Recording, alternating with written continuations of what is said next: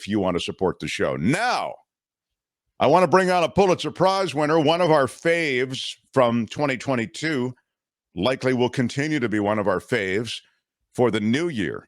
Put it together for the business columnist, the LA Times. We went to the same university, which makes me Pulitzer Prize adjacent. Well, if I went to the same high school as him, am I also Pulitzer adjacent? Yes, you are. Yes. It's Michael Hiltzik, everyone. Wow. Look at you, Hiltzik. You do look like a Pulitzer Prize winner. Yeah, Tim, did you really go to the same high school as I did? No, I don't think so. Oh, I was just okay. I was just trying to like hope a little against hope there. How dare you, Kim? How dare you try to grab a piece of Hiltzik glory? Sorry. Again, he has a Pulitzer, but we are taking his word for that since he can't actually locate the Pulitzer. We asked him, oh! Come on, that is bringing it. Prize. That's wow. right. Look at you. Not only that, but that year, I don't know if they did this. They also gave out these little plexiglass ornaments, which you may not be able to read, but it says the same thing. So there's no like medallion around your neck, or no medallions. No. You got to have the thing, though. I'm glad they didn't just give you a plaque. They gave you some kind. You got to have some sort of trophy, I guess is the word I would use. You do have to have that, Michael. So I'm glad you do. John Watson says that's the prize. I expected it to be a little more grand. No, there was a check. There was money. Yeah, that came along with it, and I can tell you, Chuck Phillips, who was my partner in the reporting, who won the Pulitzer with me, we split the check, and my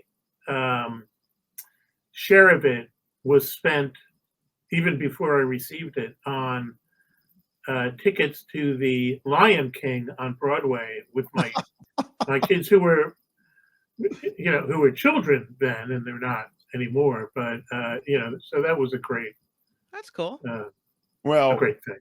I'm glad you didn't. I didn't know you then. I never would have. I would never would have sanctioned wasting the money on your children at the Lion King. I mean, how old were your kids at the time, Michael Hiltzik? Well, let's see. It was they were probably 9 and 12. Oh, so they will remember. They remember it. Oh yeah, oh absolutely. I remember we had seats on the aisle, and the ushers told us to seat the children on the aisle because if anyone has seen The Lion King on Broadway, there are points at which the animals come walking down the aisle. I mean, the actors in their animal suits, and it's so it was a thrill. It was a good show, and I'm hard to please, but there you have it. Yeah, no, I think that's the whole thing, that there's sort of an audience aspect to The Lion King, which is perfect for kids that age. That really was a great production. All right, so I actually do sanction the including the kids with the Pulitzer Prize. Now, I brought you on initially for a story that I think a lot is being made of, and maybe we can get to some other stuff too, because you got such great takes on so many things.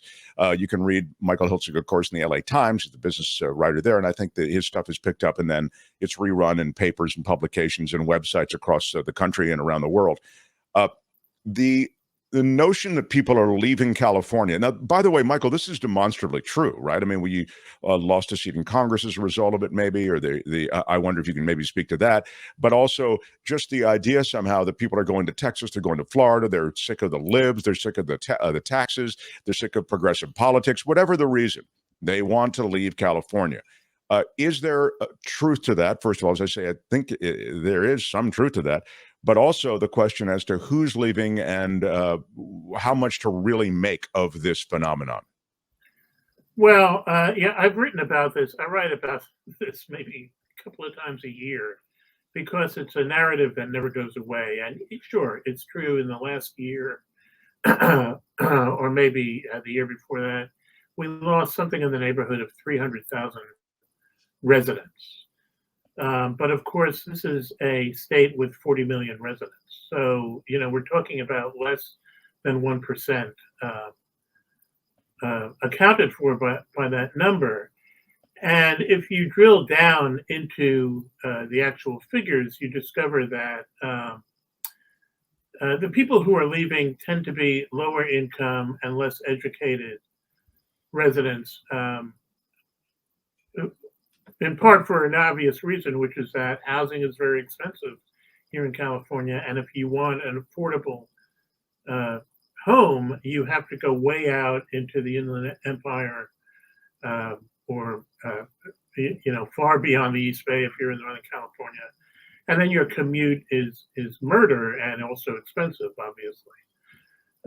But we see consistently that higher income people, and particularly better educated people, come into California. There's a net inflow of college graduates, people with advanced degrees, certainly high school graduates, and that's good. I mean, that's a sign that California is still a place with a very vibrant economy and a vibrant industrial economy. Now, we hear a lot. A lot of this narrative comes from Florida and Texas, which want to build themselves up as sort of the new Californias and alternatives to California. I'm not sure. We don't really have figures at this point or analyses, but I have a sense, and I've written about this mostly as conjecture, that the political shifts in Florida and Texas way to the right, particularly worse discrimination against LGBTQ people, anti-abortion laws that are really not just you can't get an abortion, but really affects the quality of health care that women get and that families get, that's going to, if not reverse the trend, then certainly slow it down. I mean, if you are a recent college graduate, who's a woman, obviously in childbearing age, you may want to start a family, you may want to put off starting a family, and you get job offers from companies that are in Texas or Miami, as or companies that are in California or New York or Illinois. This is going to actually matter to you. And I talked to at some point a recruiter for the University of Wisconsin who said, we have to tell people something we never had to tell them before, which is that this is going to be an issue for them if they're a young woman or a member of a young family. He said there are professors who we recruited in the past that we would not be able to persuade to come to Madison today. So we're going to see. Reason says we're going to see some effect from that. This I hadn't planned to digress on this with you, but I'm going to nonetheless. And maybe we can just spend a moment or two on it. I feel like when I speak to Hiltzik, there's so much I want to talk to him about. But okay, so here's the digression on this. There's a part of us, or I'll just speak for myself, the part of me that goes right on. You don't do the right thing. You don't evolve with the culture. You don't evolve with morality and ethics. You take away a woman's reproductive rights. You take away rights of the LGBTQ community. I mean, this isn't just wokeness. This is just basic stuff. We shouldn't have to even be discussing this crap. And you make it your jihad in these various states, and you lose people, you lose businesses, and you're going to continue to lose people and businesses. Now to the digression on the question. There is legitimate research being done that involves those states that's not being done on behalf of those states, but it may be done around, let's say, the LGBTQ community and how they're treated in various family situations, how they're treated by various policies in states like Texas, Florida, et cetera, and how those communities suffer. And then there's specific research being done that then cannot be done because funding, there'll be an embargo on funding, let's say, from the Stanfords of the world or from other universities, or you get the point. And all of a sudden, there's a darkness, a desert, when it comes to research that actually could benefit some of those communities that lead to the boycott to begin with. Thoughts? Well, I think that research is being done, but it's very early now in this trend line. Florida and Texas, some of their laws are a year old, in some cases less than a year old. It's just going to take time, particularly since, the recruiting season, doesn't match the calendar year. So we don't know, but we will, I think, within this year, start to see some analyses that can pinpoint whether there is an effect and if there is an effect. So, it's too early to take the temperature of the water, in effect, on well, that kind. yeah, I think what we've seen thus far is a lot of speculation, and we've seen some anecdotal reports from people who said, I was recruited to go to University of Texas. A fairly prominent academic who I talked to who's in Arizona, which isn't the greatest place for her, as it turns out, but said I was recruited to go to a university in Texas. I don't know if she said it was, Austin. And I turned them down. In fact, I didn't even take the interview. So I think we will see some of that.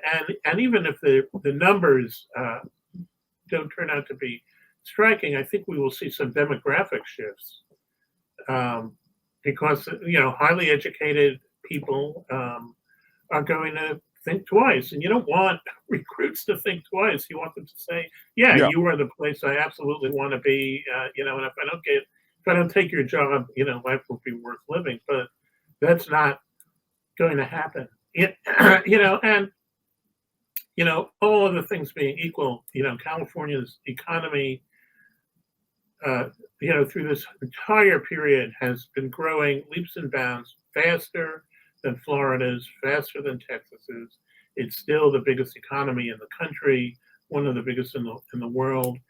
And when you talk about companies that have left, we hear basically the same 4 or 5 names: Tesla, HP Enterprise, Oracle. And we've been hearing these names for a couple of years, but I just don't see much evidence that there's this wave of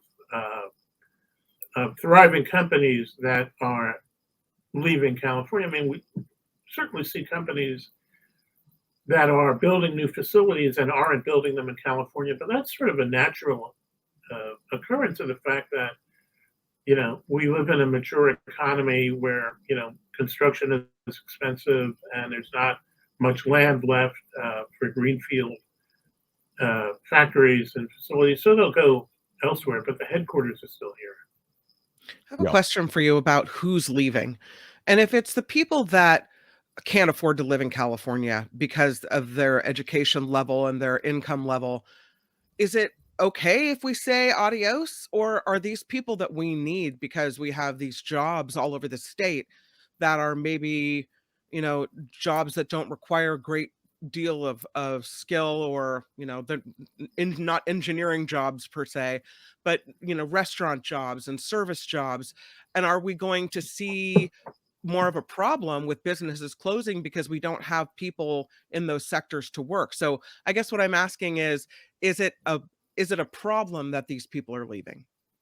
Well, the lack of workers in certain sectors and at certain economic levels, not the poorest, not the richest, but good, middle class, maybe working class jobs, is an issue. But not only in California, but in any event, to go to your main question, it's not right to say adios. I mean, these are people who are contributing to the economy and who in fact, we do need them to fill, necessities in the employment spectrum. So it's not good to say adios.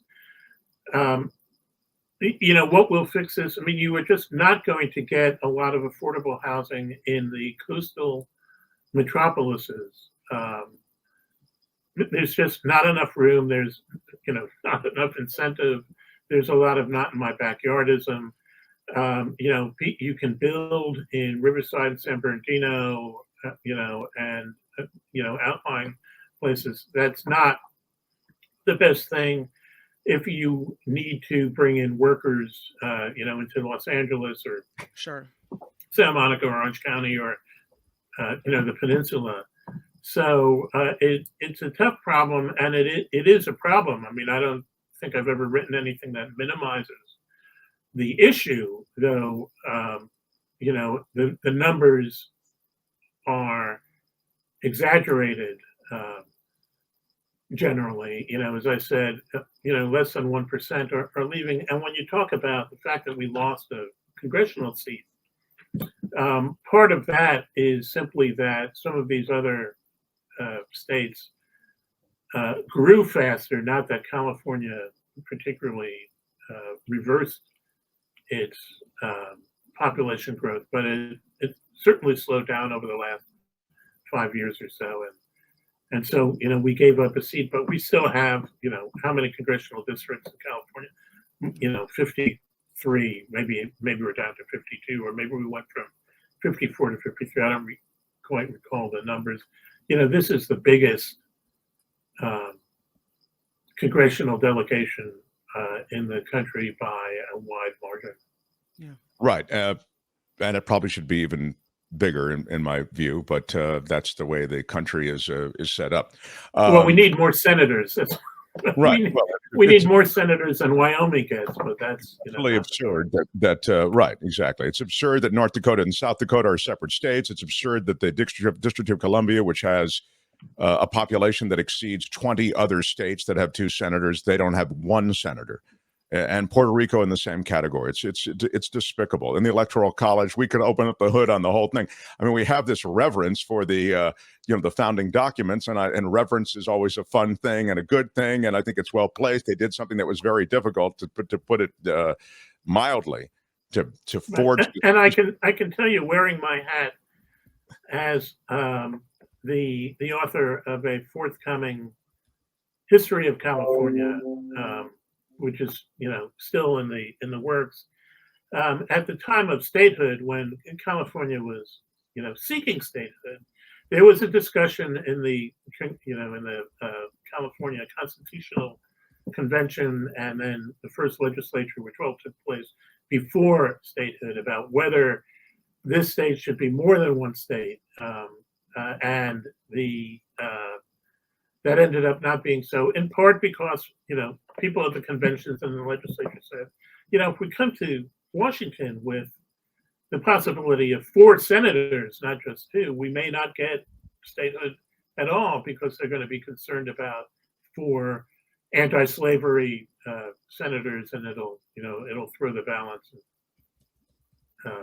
So even then, you had the politics of the time deciding who should have representation and what parts of the country should have representation. Now you have the politics of the time deciding that Washington, D.C., Puerto Rico should not get representation. They don't say it out loud, or maybe more and more they do say it out loud. But that's some of them have said it out loud. Fear of being identified as a racist doesn't seem to matter much in some furthest reaches of American politics. Yeah. It used to matter, but now they don't. They seem to wear it as a badge.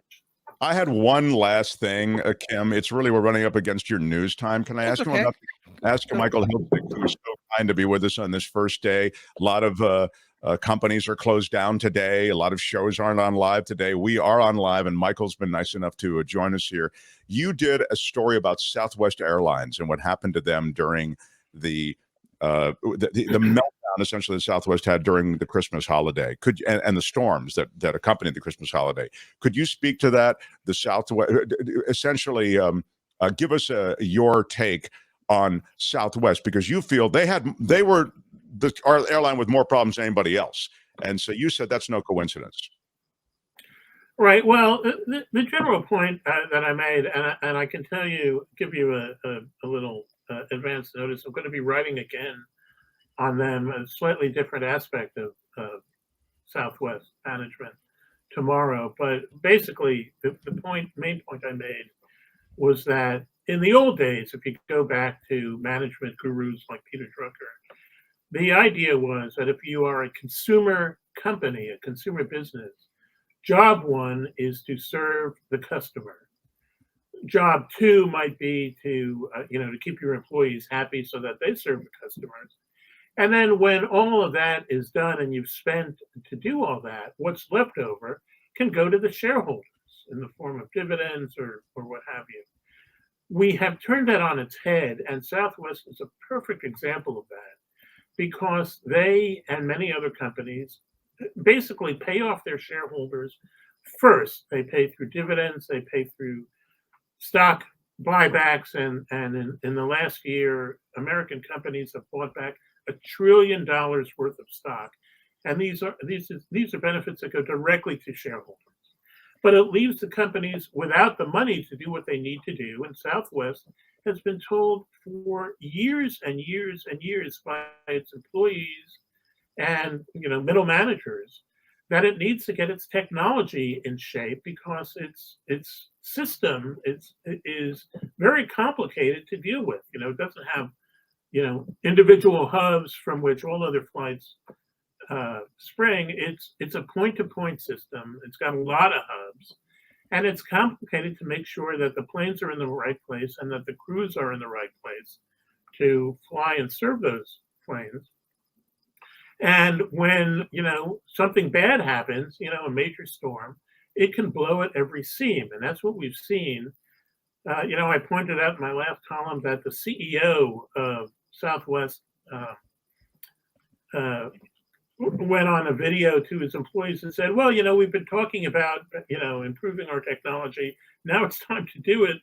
And, they've been talking about this for 15 years already, and they never, ever really get it done. They're just not equipped. So, this is not the first time Southwest has had a blow up like this. It's like the third time in maybe 10 years. And they didn't save any money. They're going to have to spend hugely to recover their reputation and to get passengers back. They're going to have to give discounts. They're going to have to pay off passengers' expenses. They're going to have to advertise to say, we're the new Southwest. We're not as bad as you heard over Christmas time. But it's going to, they didn't, they were penny wise and pound foolish. They issued a press release on December 7th when they reinstated their dividend after a year of not paying it, in which they said Southwest once again is serving the shareholders.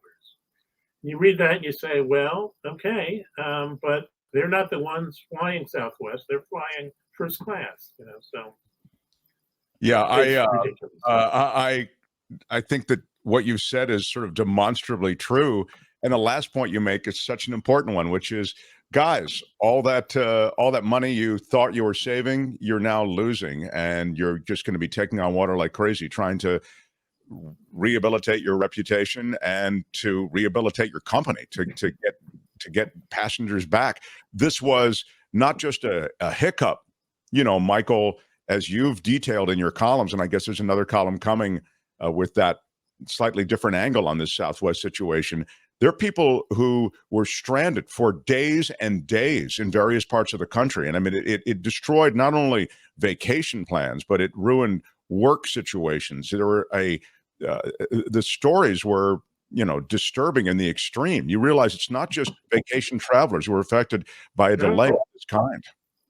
And I could tell you, somebody asked me, I was actually on our local Fox News affiliate, during all this, and they asked, well, will people forget about this and move on? And I said, look, it's possible that this particular episode will sort of, be lost in the midst of time, but they have a big problem ahead of them because now anytime some Christmas time passenger for Southwest decides that he or she has been cheated, that Southwest hasn't lived up to its commitment to cover their expenses, that's going to be a front page story. We're going to get just a constant flow of these stories from passengers who say they did not get what they were promised by Southwest. So it's just, they're going to have to be very generous and very understanding, and we'll see if Southwest can really manage the fallout because there's going to be 6 months at least, maybe a year of it. Oh yeah, I mean most certainly. All right, well, watch for that column. Michael Hiltzik can be read in the L.A. Times, as I say. His stuff is picked up by other papers as well, and other websites across the nation. So cool to talk to you. Glad we finally saw the Pulitzer, because I was telling people, look, he's really got one, guys. He's really got one. They're going, well, I've never seen it, and every time you ask for it, he doesn't have it. So at least that was put to rest today. Michael, love you. Michael Hiltzik, everybody. Happy New Year, pal. All right, Mark, Kim. Good to see you. Hey, good to Happy see New you. Year.